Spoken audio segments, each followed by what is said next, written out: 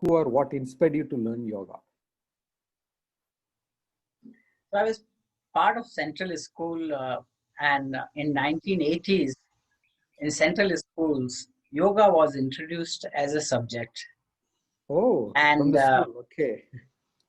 right, and I was very privileged that had some of the wonderfully great teachers, and had association with three or four of them, and it's like something you get attracted quickly, the way they taught yoga and the way I got attracted to it. I became a serious practitioner from 1982 onwards.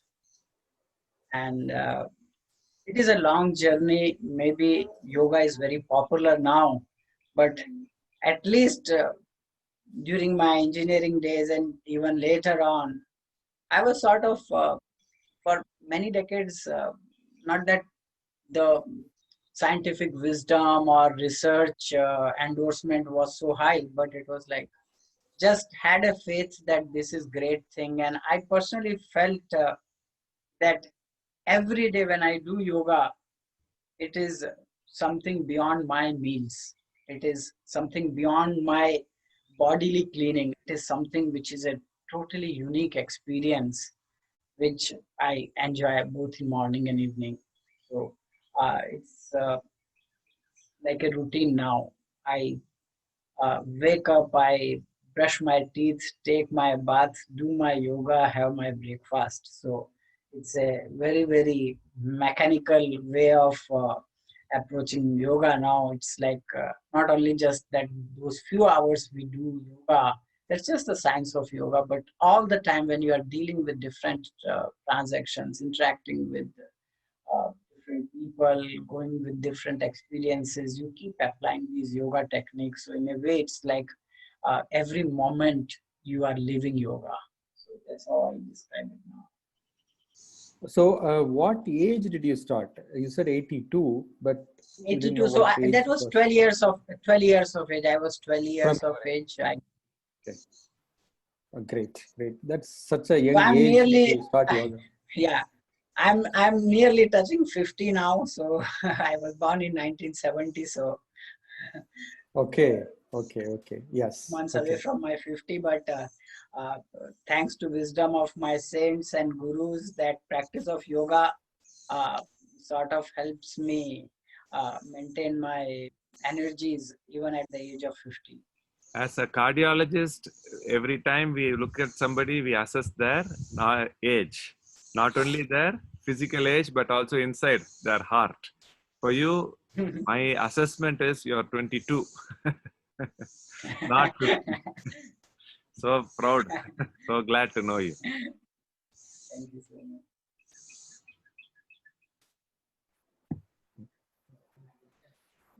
Great. Okay. So, what is the impact of yoga on your lifestyle? What is your lifestyle before and after you started practicing yoga? Did you see any difference? How it changed your life? Yeah, there is a big difference. It's an evolution, right? So all we want to achieve in life is perfect balance, and you tend to go in extremes when you are in early age. You've seen how teenagers, how we at youthful age, people get into uh, different paths with full of passion.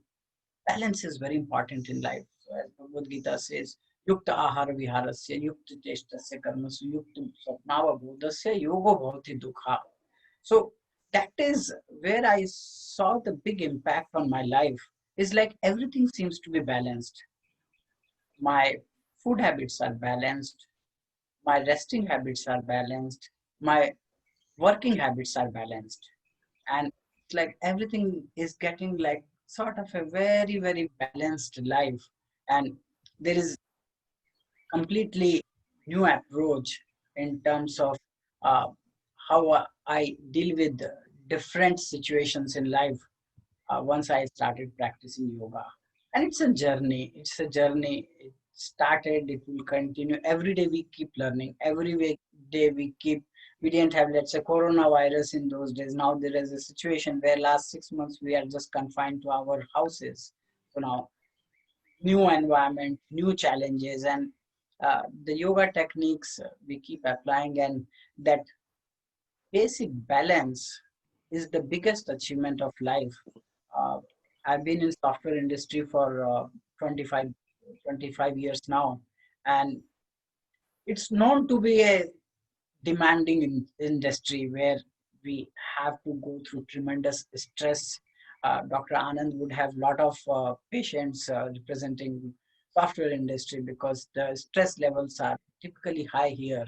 So, Yes. and to yoga, I could strike a right balance. I think I use that word uh, very, very emphatically, that balance is very key to having a healthy life. So yoga helped me achieve that right balance my work, balance my personal life also.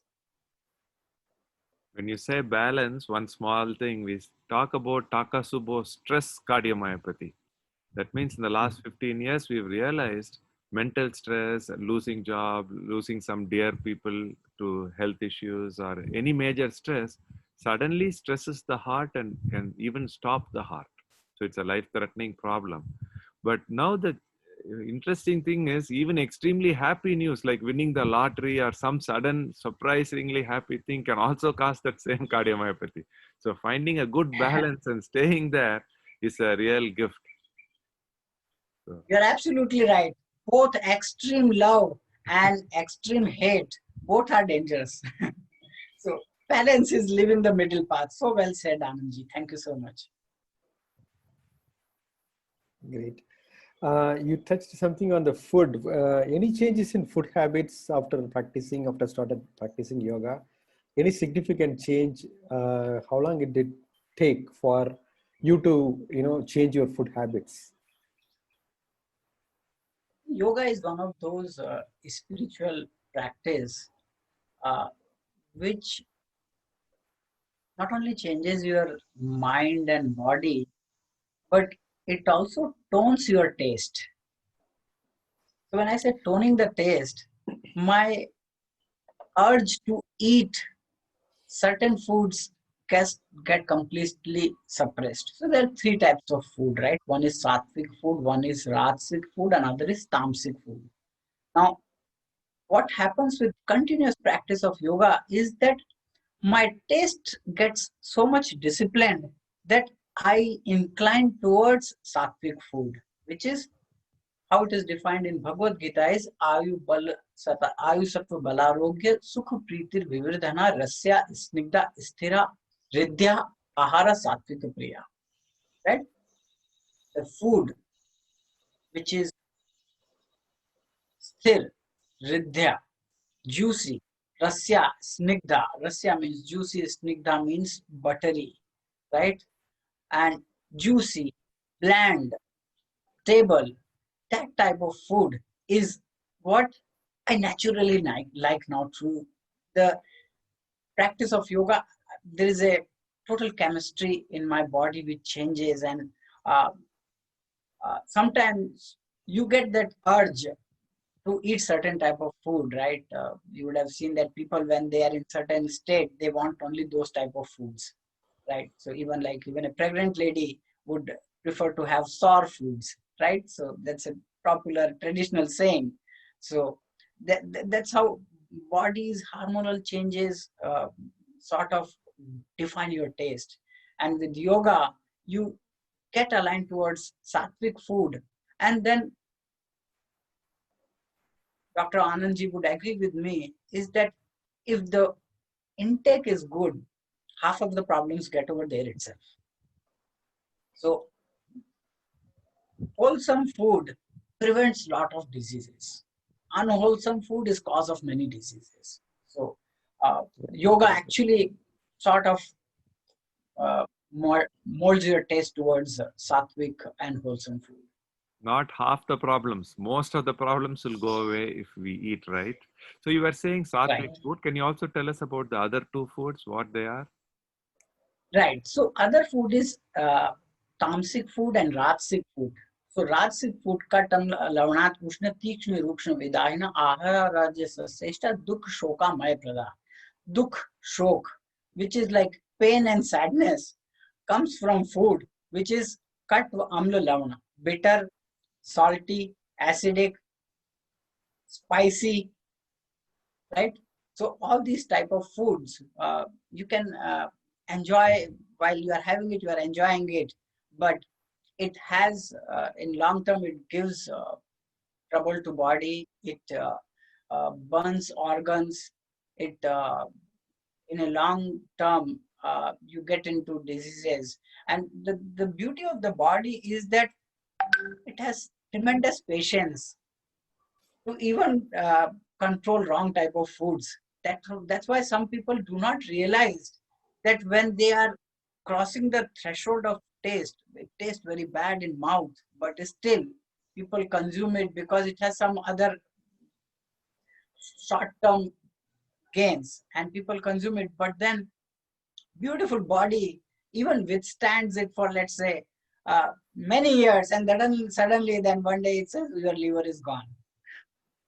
You have now stomach ailments. So it is very important to not to take it lightly during early stage. It is very important that one should look at food as what you are eating today also defines what you will be after 10 years.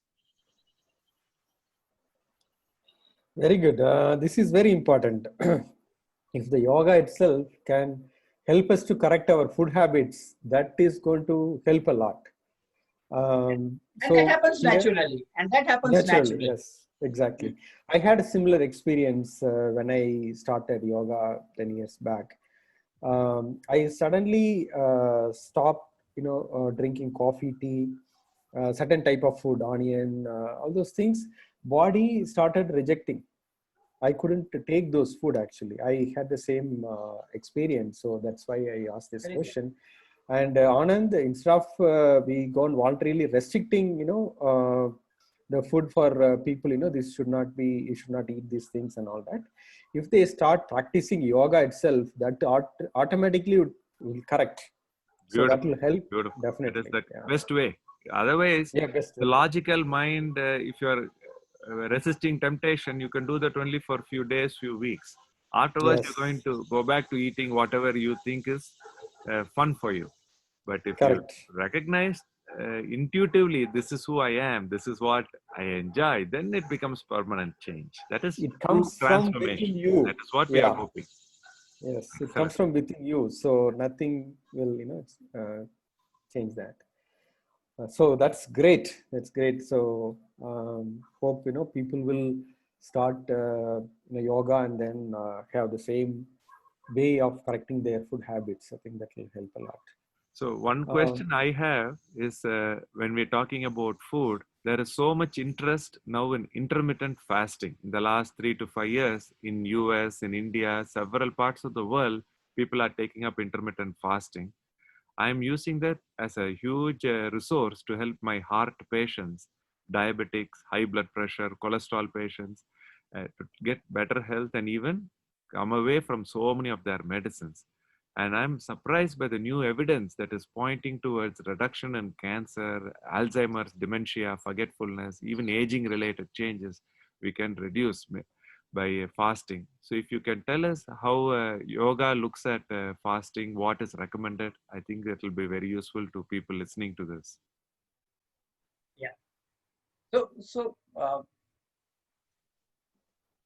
very good concept, intermittent fasting. I'll take my personal example. Uh, I usually have very heavy breakfast, which is mostly sprouts, dry fruits, and fruits and milk. And then after breakfast, straight lunch. Between breakfast and lunch, for those 5 or 6 hours, nothing except water. No munching, no chips, cold drinks, tea, coffee, nothing. Just water. And then I mean, once you get into that habit, it doesn't look like you are doing something so unique or different. It's way of life. It is very simple. And then once you have lunch, And then again after 5 hours, in evening when you practice yoga, it is required that you should have a gap of 5 hours. Your stomach activity should be completely at rest. What happens is after I eat, it takes body 4 to 5 hours to get food beyond a point where it is okay to move your abdomen, right? So intermittent fasting is very critical, even let's say for those who are practicing evening yoga, so that after lunch, don't eat anything so that your stomach is at complete rest when you are doing it in the evening.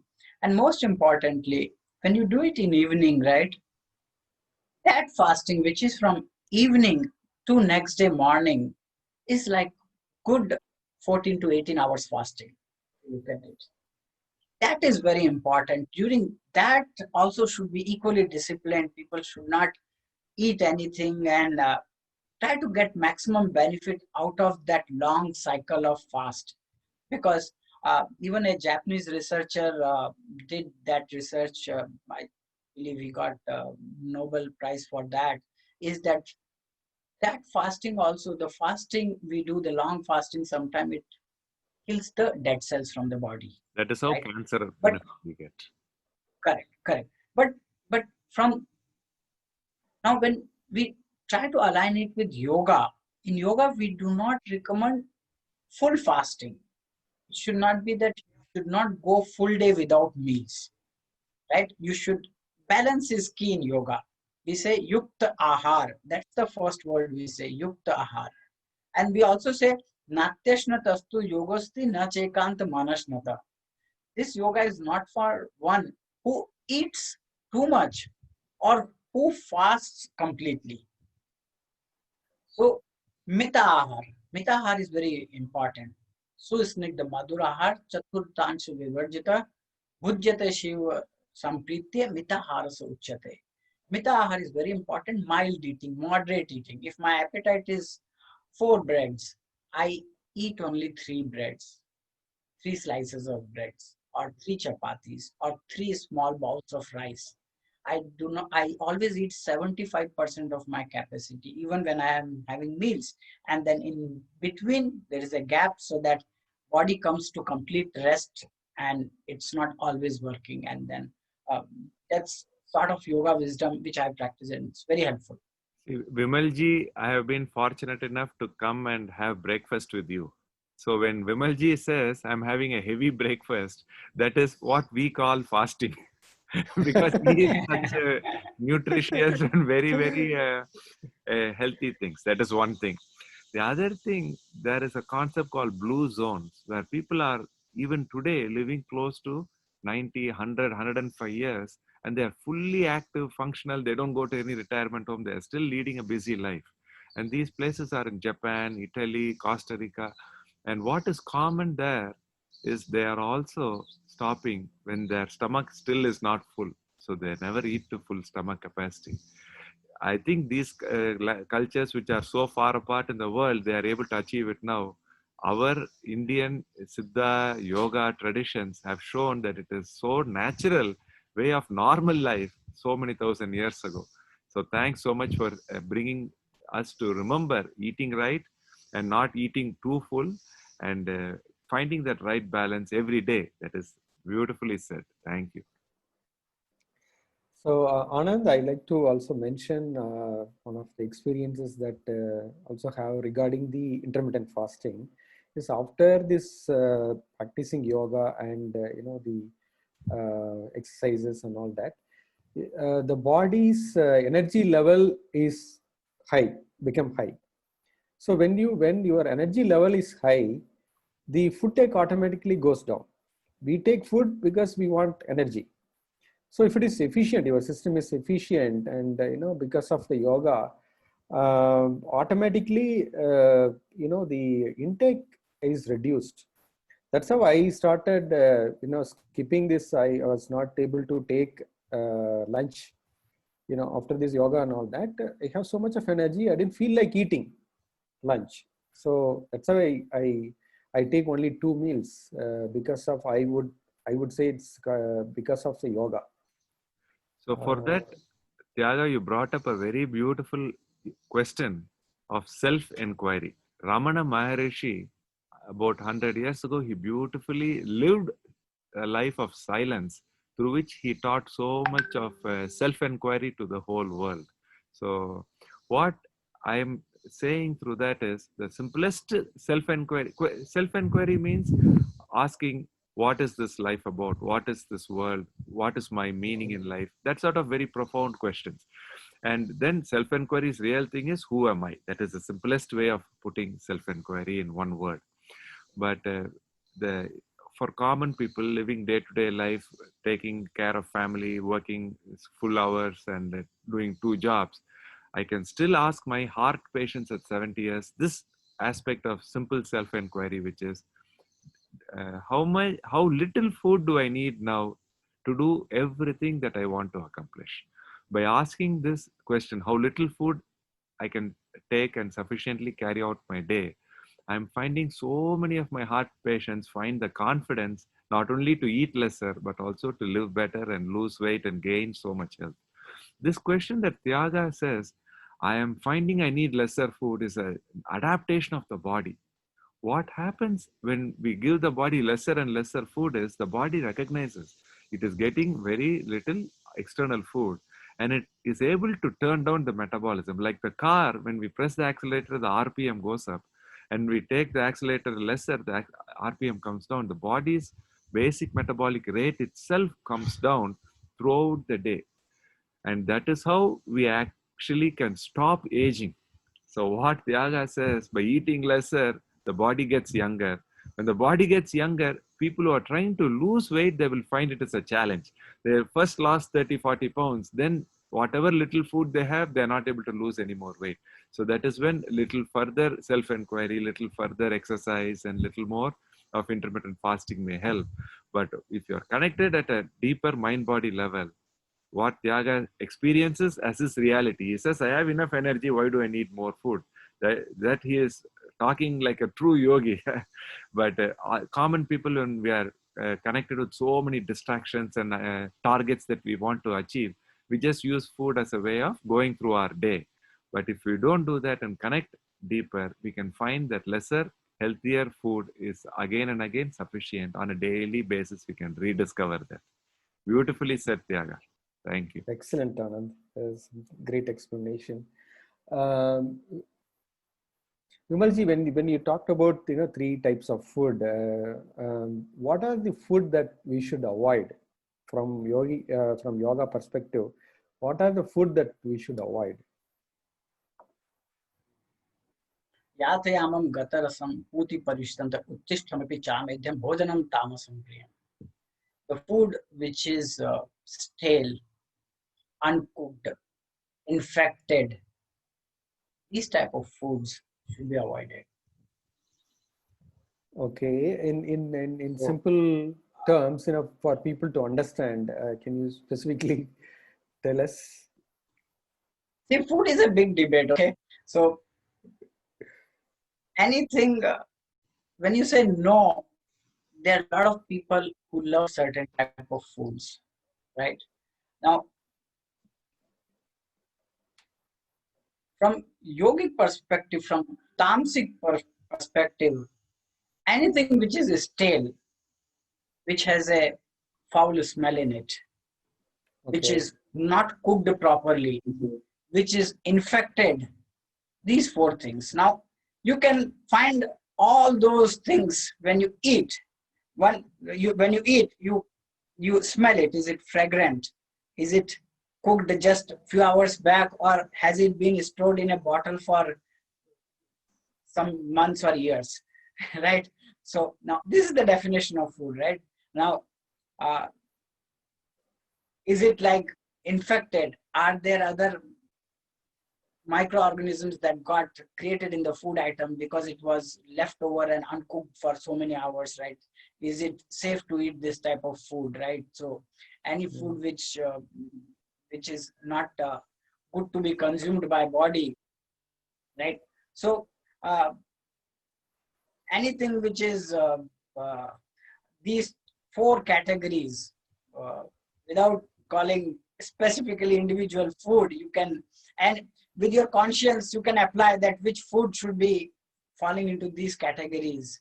Like we had earlier category, Rajsi category, you know, spicy food, bitter, this, that, right? So those are the ones which cause pain. These are the foods which cause ignorance, which is food which is stale, infected, doesn't smell good, right?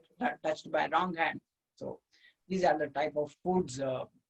And broadly, we should assume that if we believe in Darwin, if we believe in origin of theory, theory of origin, then it says that, I mean, it can be debatable whether we have evolved from apes or not, but our anatomy is similar to apes in large ways. We are like apes in many ways. And our anatomy is also like long intestine, alkaline saliva, right? Those things make us creatures who should eat fresh food, who should eat grass, vegetable-oriented food, because that's how our anatomy is designed. Dr. Anand can comment on how our body is more tuned towards which type of food. So this is very true. Our GI system is very similar to monkeys, apes, and the next relatives will be cows and sheep and deer and other plant-based creatures. So if you look at plant-based cows and sheep, they graze for 12 hours, 14 hours in a day. Whereas monkeys, mostly about 6 to 8 hours in a day, they are actually spending munching and eating. They may have 50 types of fruit in a day. So that is how we believe our ancestors evolved. But in the last 200 to 500,000 years, once we became more familiar with the small weapons and like stones and arrows, and then we got culture with controlling fire, we were able to process meat. So in our evolution also, there has been some meat, but that meat is not as a necessity for survival. It is only as a convenience for us to expand towards more extreme temperatures where humans had not evolved until that point. So once we started migrating to more extreme northern temperatures, people started eating more meat to survive, especially in the harsh winter when you don't have access to our natural plant-based food materials. So that's how our evolution is. So even now, some meat is okay, but majority of people who live 100 years, they end up eating only plant-based food for the most part. Okay, good. Does that mean that we can, at this period or at this era, we can live with vegetarian food? And is there any difference in yogic practice if we take vegetarian or non-vegetarian food? See, when you talk about yoga, yoga means great importance on yam and niyam. So when you talk about, let's say, Ashtanga yoga, which has 8 elements: yam, niyam, asana, pranayam, pratyahar, dharan, dhyan, samadhi. Now, yamas, Patanjali Yoga says 5 yamas: ahimsa, satyam, asteyam, brahmacharyam, aparigraham. Now, first word is ahimsa. When we talk about non-veg, you cannot have non-veg without being hinsak. You have to kill somebody to eat somebody, right? So, ahimsa is prohibited in yoga. So when ahimsa is not there, there is no scope for, so that's philosophically you do not have ahimsa. But now, as Dr. Anand has explained scientifically, that our anatomy is also like this. And the practice of yoga, it creates a different sort of balance in your body, where your body cannot even think about consuming or killing anybody, right? This is the level of harmony you get within your body, where you want to coexist with others Vidya Vinaya Sampanne Brahmane Gavihastini Shuni Cheva Shwapake Cha Pandita Samadarshina. A real Pandit, a learned person, is one who can look at elephant, dog, literate person and an illiterate person all with equal eye, respecting their existence. I cannot be eating my friends because animals are also my friends. Yes. Beautiful, Beautiful. beautiful. Yeah, very good. So that answers clearly. The next question is any change in life goals as impact of yoga? Yeah. Uh, See, one Dr. Anandji was talking about some time back, who am I? Right? Hmm. Who am I? What is my goal in life? So uh, when you read Bhagavad Gita, there are so many verses you apply during different times. One beautiful verse that comes out strongly when you think about goal of life, right? The goal of life, it says, Shaknoti hevaya sodum prak sharir vimokshanath kam krodh bhava vega sa yukta sa sukhi nara. In my objective of life should not be anything other than happiness, right? If happiness is my objective, what are the obstacles to being happy is the intensity with which desires and anger hits me. If I'm able to withstand the velocity with which desires and anger hit me, I have achieved the balance, the equipoised way of life. And that's very critical. So that's from a what is goal of life perspective. Now, when you are running the life, daily you have to do certain things. And now you are doing certain things. You have to approach everything in a way. I wake up early, I do my yoga, I do my meditation, I do my worship also. I devote myself as a devotee. Now, when I'm a devotee, my goal is to be a selfless devotee. That's my first few hours. Then I'm at work for many hours. My goal at work is to be balanced with achievements and failures. I have to be balanced there. So it is like both my devotional aspect, my life aspect, which is Yukta Ahar Viharasya, which is control the challenges which sort of shake my happiness, control those parameters.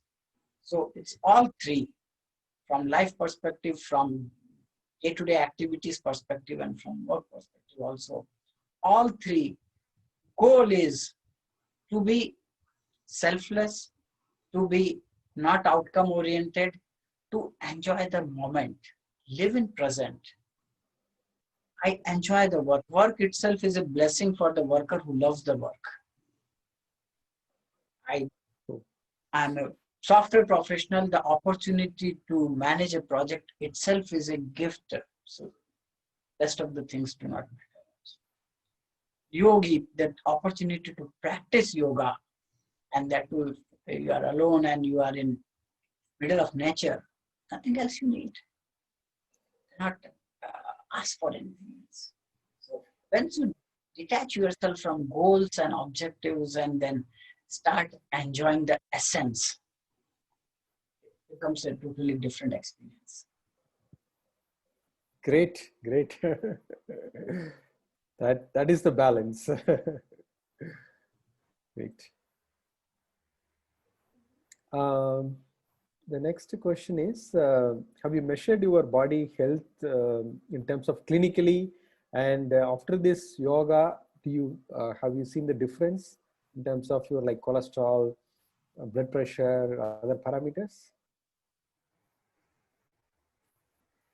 So because of all the modern arrangements, we have to keep going through the yearly checks. So I have to go through the yearly checks, and all the parameters are completely normal. Uh, but one thing I would say is that in last 30 years, I have not taken a single medicine. I Wow. have not taken Saridon for headache, or I have not taken uh, paracetamol for fever. I have not taken anything. That is No health. medicine in last 30 years. And then I have lived across the world.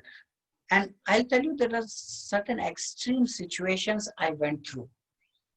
I Okay. went through situations where I was traveling in Ohio, and then uh, got into accident also, and sort of got a split eye also. So uh, I was lucky enough that through my yoga techniques, I could even fix the problems. I remember one of the days I had eaten an unpopular fruit in a tree in our street in India, which is unpopular, unknown. I don't think I know the name of it, but it was colorful, and kids used to eat it. So I also thought I'll taste it. And then it it just completely caused a toxic effect on my body, and I started vomiting and diarrhea every 15 minutes. And by evening, it was like unmanageable. And then it is unbelievable. My wife was behind me to go to ICU. Says, this is like you are just pooping out every 15 minutes, vomiting, diarrhea, cannot, it's just getting out of control. That day, I took rest for a few hours, and then morning 2 o'clock I woke up, and I did 5 hours of yoga till 7. And when I did 5 hours yoga, I did each pose, let's say, for 10 minutes, 15 minutes. Baddha Padmasana for 15 minutes. Matsyasana for 15 minutes. Paschimottanasana for 15 minutes. Shishasana for 20 plus minutes. You will not believe it. After 7, complete stop of problems. And at 9:30, I had my normal breakfast, and the rest of the day was completely normal. This is like, it would have been difficult for somebody else, but this was almost around 20 years after I started practice of yoga. So I I learned those techniques. I developed that strength to practice those techniques for longer duration. And because of all the dedication and practice, when I needed it, I could apply those techniques, and that's how you get benefited. So sometimes when we talk about yoga, people should not think about what they are achieving today. Obviously, today will be better for them on all aspects, but they will strengthen themselves so much when something hits them hard after 10 years. Their stamina and their practice will pay such high dividend, because all they have to do is that be in that pose for 10 minutes. I know many times you get light fever, viral infection, light fever. I have removed my fever or reduced my fever just by being in Baddha Padmasana for 10 minutes. Anytime you have a light fever, do Baddha Padmasana, which is like in sitting in Padmasana, cross your hands, bend forward, rest your forehead on ground, and be like this, breathing normally for 10 minutes.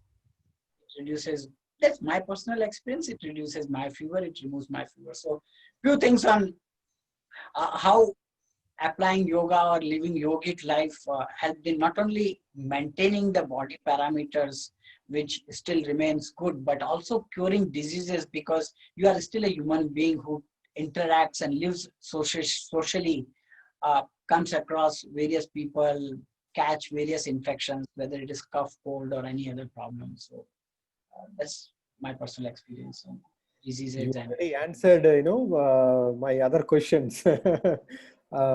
As yoga can be used as a cure for some ailments. So, if you could probably give a separate session on what are the yoga you can do to cure certain ailments. I think that will be of great help. People Yeah. can See, on my definitely. website, if you see it on VimalYoga.com, there is a different section on diseases. So, Okay. yeah. So, Yes. when you go to diseases, you will say yoga for diabetes, yoga for back pain, yoga for acidity, yoga for digestive system, yoga for different problems, whether it is tonsillitis, pyorrhea, anything. So, we Mm. have yoga postures. And again, whatever I have seen in my life, I work like you as a software professional. Uh, there are certain days I worked continuously for hours because of certain deliverables. Let's say we work 10 hours a day, and then Yes. you keep looking at the laptop screen and keep you are so engrossed in what you are doing. You just stay in the same position for many hours, or you are at the airport waiting for flight getting delayed, you are still carrying your laptop bag, and I developed the neck pain sometime. I developed because of long wait at airport, and then I did some specific set of poses to cure my neck pain. Within 6 months it was done. I fell down on my knee. I got a knee problem for some time. Again, I added a sequence of yoga techniques for curing knee problems. So that again helped in curing knee. So diseases, it will happen, but control the diseases, cure the diseases through yoga is very much possible. And I have done it myself. Many problems I have cured it. Yeah. Very good question. That a lot of people think that when they have diseases, they should not do yoga, but yoga is like a pill, right? You cannot just Yes. say you will do yoga when you are better. Yoga will Mm. make you better. So it's a Yes. technique to make you better. Cannot be stopped when you are not well. There is a misconception in the world that when you have fever or certain diseases, you should not practice yoga. But I think I agree with you. I have also tried something like that when I had shoulder pain and all that. Really helps you to cure it. Any comments, Anand? Excellent, excellent. So nice. Definitely, there is so much that we need to realize how we can do holistic methods. Yoga has, I would say, yoga is by far the first mind-body connection that has been established by civilization. Civilization, our history itself is only 5,000, 10,000 years old. From that time, we've had yoga. So our country, our culture has so much to give to whole world, especially in this modern era when life is becoming so fast. Artificial intelligence is going to overtake human intelligence, they say, in the next 2 to 3 decades. So when that is the world speed, understanding our body, understanding our mind, how they are connected, and like you beautifully said, yoga taught me that everything is my friend, all life forms. That is not a logical thinking, it is an experiential understanding of life itself. And so nice that the way you explain it to us, Vimalji. Thank you. Great. Vimalji, my next question is, what is the right age to start practicing yoga? Or should we start from any age, younger age, 2 years, 3 years, or at 70 years also, can you start? Any guidelines?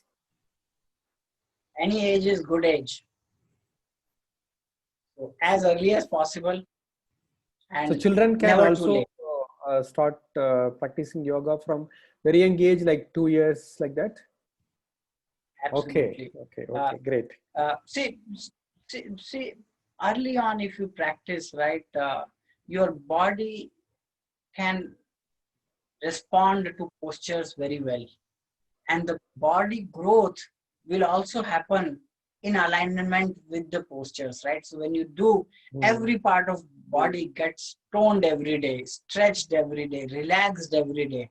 You can assume that how beautifully each part of the body as one grows, you are sort of giving right toning and exercise every day. So children do many different things when you look at them. it's not that they are not doing postures. When you are sitting in Sukhasana, right? Right? Shashankasana. Children will fold their legs and then bend forward and sleep like that. That's sort of a Shashankasana, right? Yes. So they're already doing many postures. It's They're called already child doing pose, many right? postures. Right, child pose, right? So Child there are pose. many poses they're doing. Now, since that's early age, if they learn few more things, that gives them a totally different experience and they get early adoption. And it pays very high dividends as they grow in age.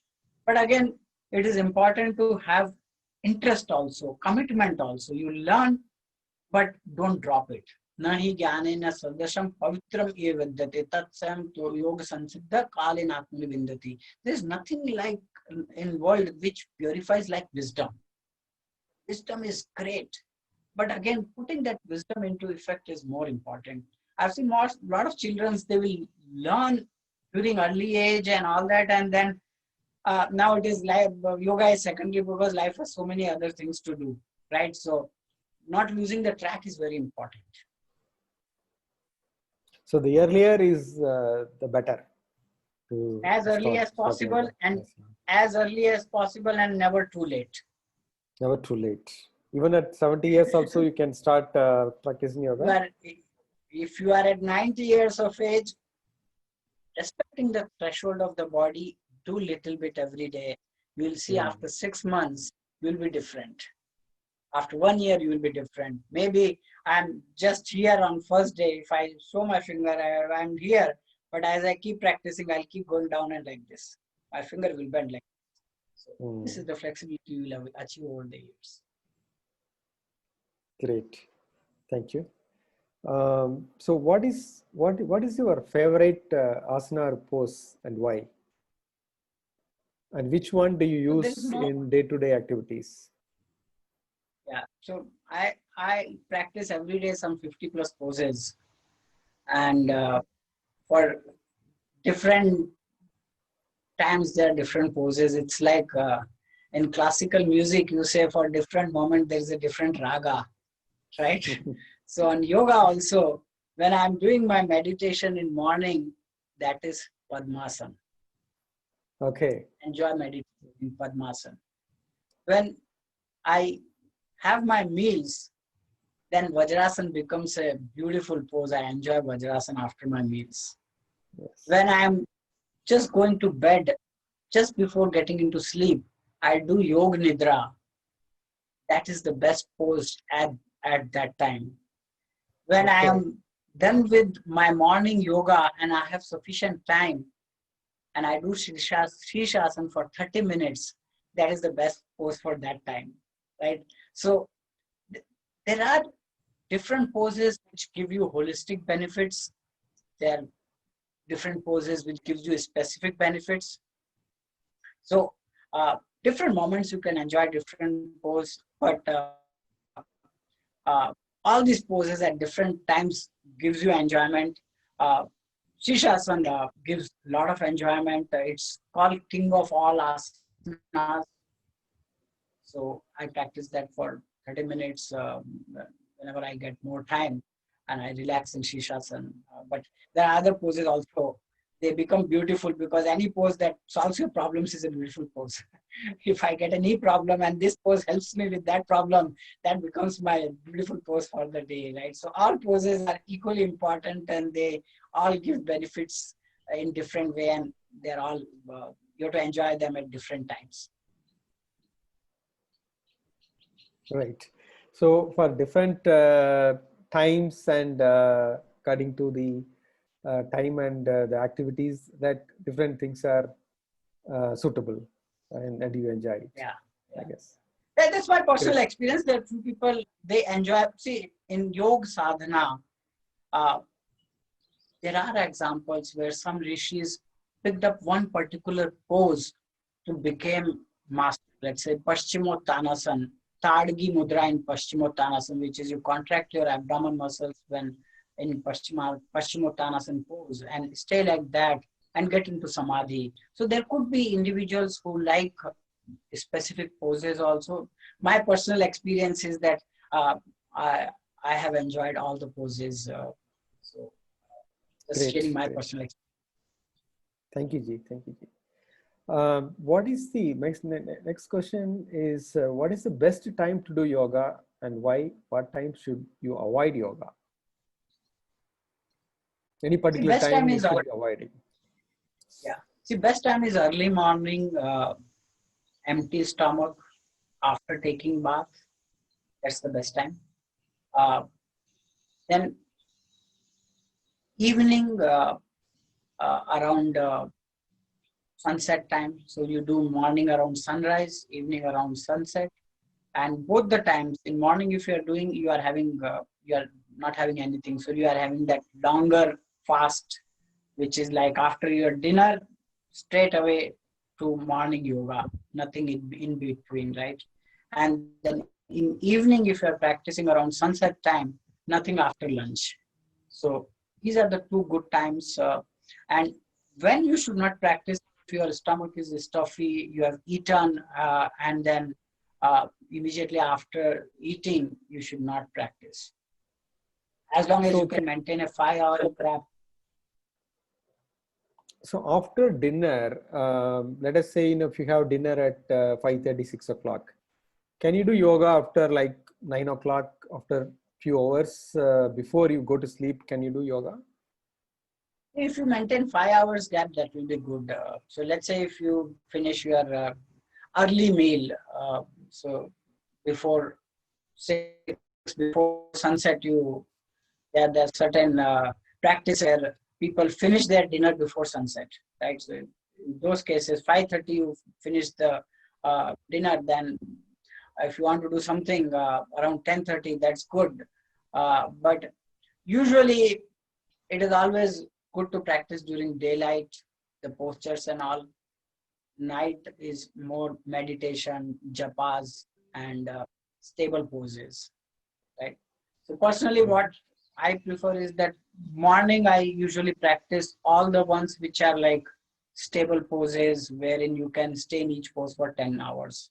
Evening is more of stretching poses where you completely stretch yourself so that the stress that you collect during day's work gets completely released. So all your complicated poses, Mayurasana, uh, Urdhva Vrikshasana, standing on your hands, uh, balancing your body on your elbows with palms resting on floor, complete body above ground, right? So those poses, stretching your legs like this and balancing your body, uh, these type of poses, I prefer in evening, and morning is all Padmasana, Baddha Padmasana, Matsyasana, Paschimottanasana, Halasana. Just assume the pose and be in the pose for 10 minutes each. Like that, I can easily do 2-3 hours of yoga, 10 minutes each, maybe Padmasana more, 20 minutes, because you can meditate and recite Ved mantras while sitting in Padmasana. So like that, we can do it. This is very, very useful, idea.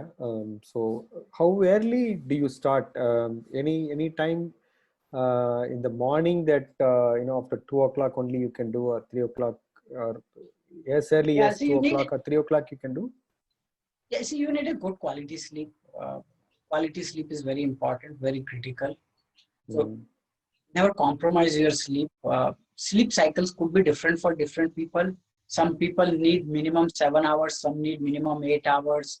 Uh, I need, let's say, 5.5 hours. I'm good with that. So for my kind of sleep, if I go to bed around 10:30 to 11, I'm still awake at 3:30, and then around that time I start my yoga, and that's a good time. But ensure that you have good sleep. Don't Okay. skip sleep for yoga. Sleep is very good. Its rest is good. That itself puts every body organ to rest and tones. So sleeping is a very good exercise. After you get a very good sleep, then you do excellent yoga. So sleep is important for recovery and recharging, I guess. And then, so how many hours do you sleep in every day? Yeah, 5.5 hours. 5.5 hours. Okay. Okay. Personally, I have some changes in my sleep cycle after yoga. My sleep time is gradually coming down. So I could sleep 5 hours maximum. That's all. Yeah, I couldn't sleep yeah, more than that. yeah, Is that normal, or will it have yeah. any That's health impact? yeah. No, no, no, it's not. My personal experience is that last many decades I've been sleeping like same 5.5 hours, and uh, I'm uh, uh, feeling completely fresh when I wake up. There is no tiredness, there is no drowsiness. I Yes. feel fully energized. So as long as I have optimized my sleep. So sometimes when we do yoga, we meet people, oh, you spend so much time on yoga. I mean, that how can you get so much time? You must be compromised something big on work. But here is the difference. People sleep 8 hours. I sleep 5 hours plus my 3 hours of yoga. We are equal. Yeah. Not because And you of are practice healthier. of yoga, I have reduced my 8 hours to 5 hours, and that 5 hours is a very good quality sleep. And the next 3 hours, I do everything which even acts like a shield for other problems in life, other diseases. And there's no difference between a person who does 3 hours of yoga or who doesn't do yoga, because uh, that's how you one needs rest or one needs rest plus good technique. So we have rest plus good techniques, and one alone needs rest. So 8 hours or 5 hours plus 3 hours of yoga same. So, Anand, medically, doctors say that you need to have 8 hours sleep. But Vimalji's experience, and my experience also a little similar, very similar. That the What sleep hours are coming down. children need is maybe even 10 hours, 12 hours when they're very small. As Mm. we grow to about teenage, it's about 8 to 9 hours. But our adults, about average 8 hours, 7.5 hours is sufficient. And individually, it differs. Some people need only 5, 6. Some people need closer to 10 hours, 11 hours, even as adults. But it is all individual, and we have to figure out what gives us the optimum amount of rest, and that we can naturally see how we perform through the day and how rested we feel first thing in the morning and that sort of things. And definitely when we practice meditation, yoga, even by simple techniques, just relaxing itself, we will find we need lesser sleep. Then the extra time you have, you can choose however you want to spend. There is no trouble. If you are able to go for decades on 5 hours, it's not going to affect health in the big picture. Right. I think the body may be becoming efficient. What cleaning And it needs to do in the brain level, it is able to do in lesser time. the thought of, yeah, that's the time. Okay. Good. I think I'll add one more thing here is that sometime I have seen just a personal experience is that when you have a disturbed sleep, let's say it mm, happens sometime, you sleep, you don't get the sound sleep because of whatever reasons, much noise in the area or something happened in the night, you woke up, you could not get back to sleep. And instead of 5 hours, I could just say, let's manage 2-3 hours of sleep. And what I realized is that during those times, when you have disturbed sleep, I do yoga nidra for 10 minutes and other yoga. It gives me a feeling as if I had a sound sleep. You are able So to that's also compensate.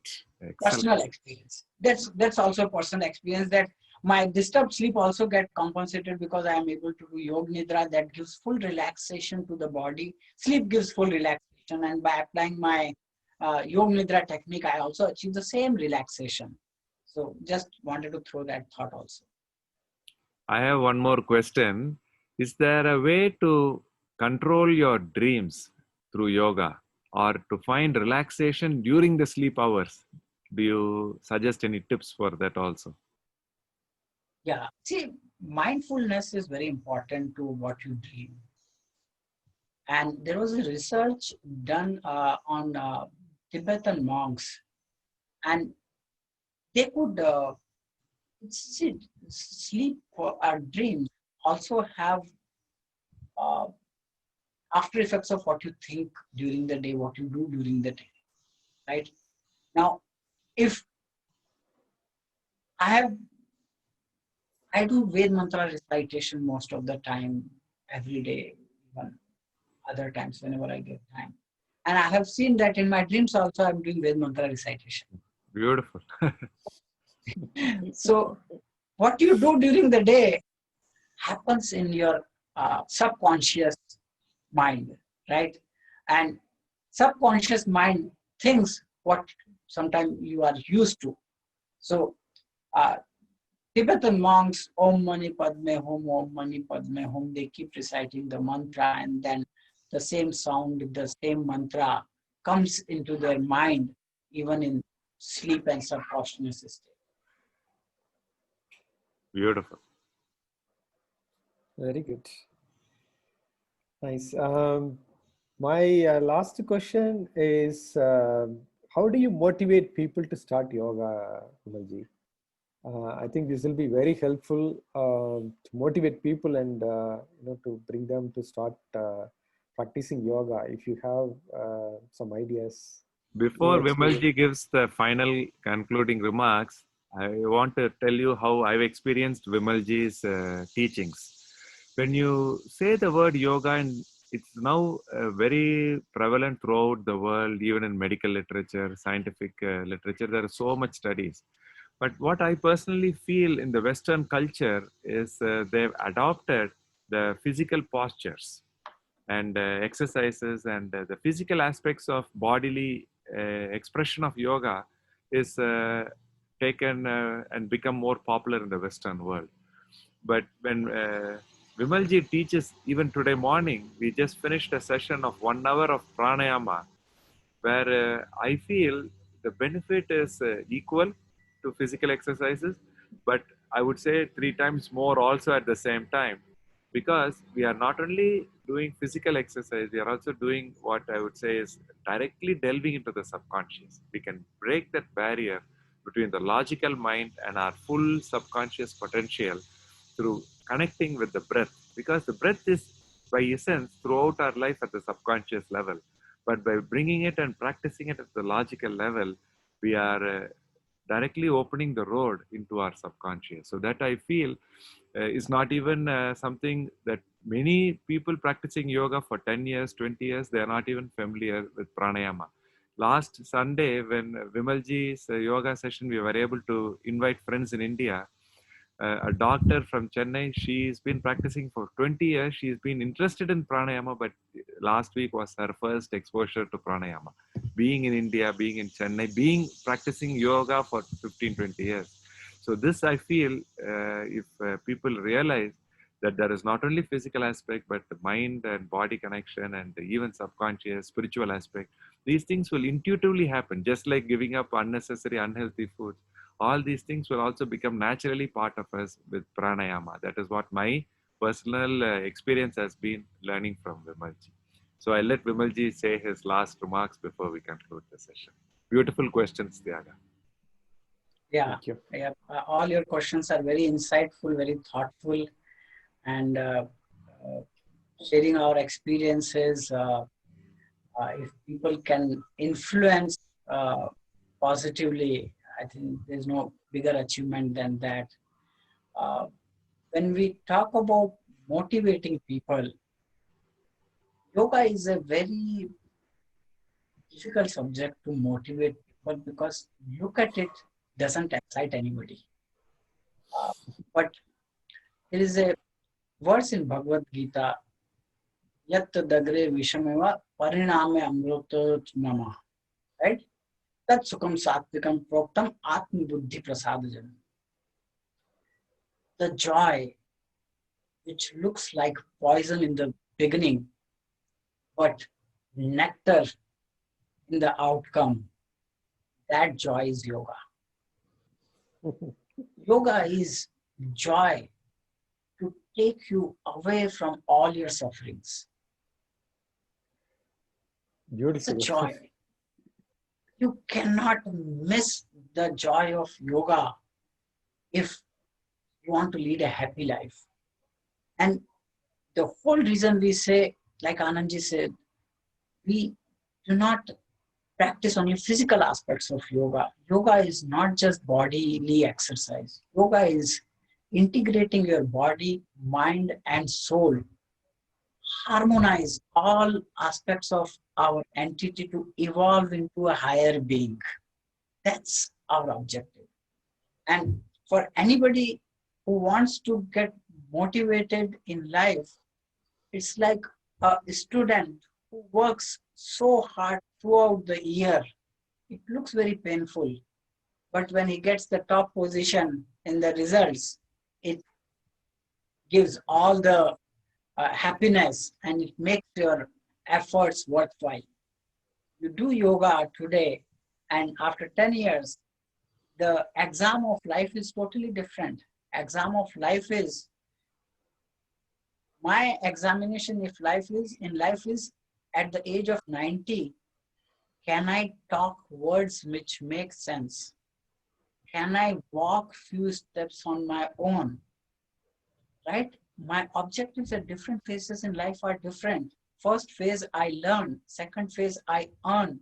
Third phase, I unlearn. Fourth phase, I sort of alleviate myself.